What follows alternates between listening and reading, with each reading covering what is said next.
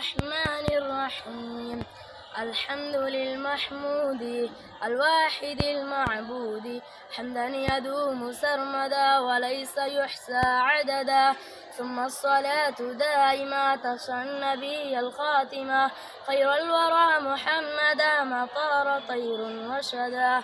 وبعد هذه السيرة موجزة يسيرة، واعلم بأن نقتصر على أهم ما أثر وما أذيع واشتهر في كتب أصحاب السير.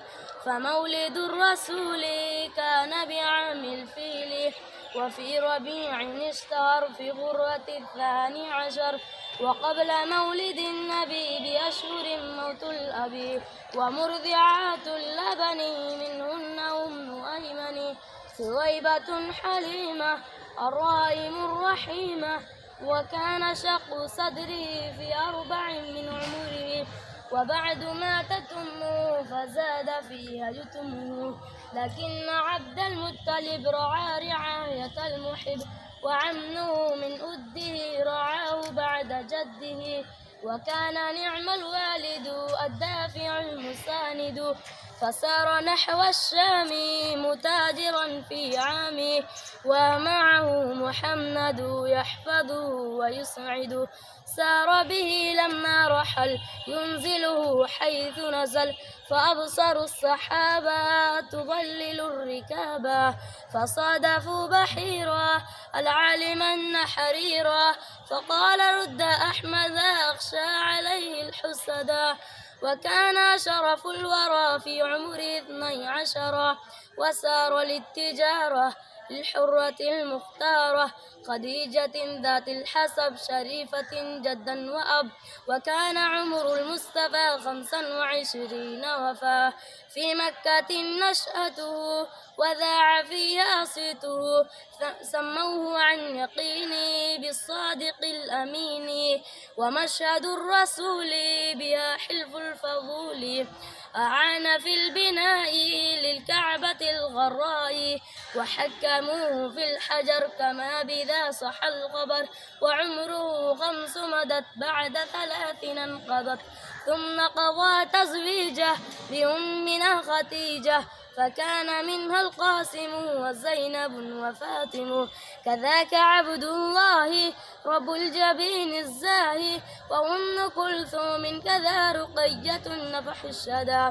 وكان يخلو في حراء يعبد خلق الورى، وبعد 40 فيه التقى الأمينا. فكان بدء ما نطق به أوائل الأعلق، فرجع الرسول لزوجه يقول قد كدت يومي أهلك لما أتاني الملك. فإذ بها منطلقة إلى الكريم ورقة، أخبره بما حصل وما عليه قد نزل.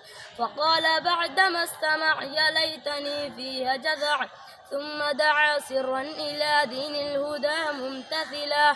وكان بالتمام 3 الأعوام، وأسلم الجن على نخلة لما انتلى، ورجعوا في عجل يدعون للمنزل. ثم دعا جهارا وأنذر الكفار، فرد قوم دعوته وأكثروا أذيته، وعذبوا من أسلم وبعضهم قد أعدما. وحفظ الله النبي بعمه ذي الحسب، وأسألوه آية تدعو إلى الهداية. فكان شق القمر وعبرة المعتبر، فلم يطيعوا أمره وقد أرادوا ضره. ففر بعد السحب من نسب وكرب، من مكة المستوحشة إلى بلاد الحبشة. فكان كل من هجر من الرجال 11، أما النساء 4 لما تناهى الوجع. وابن أبي قحافة هاجر من مخافة، وعاد في الجوار من بعد هجر الدار. وهذه أولاهما وتلكم إحداهما.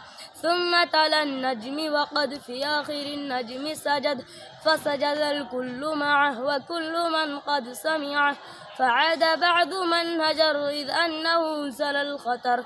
ظن قريشا أسلموا وبالكتاب اعتسموا، لكنه وبعد ذا زاد عليهم الأذى، فهاجروا في الثانية نحو القلوب الحانية، وكان كل العدد على 80 زدي، وأسلم الفذ عمر جهرا وللدين نصر.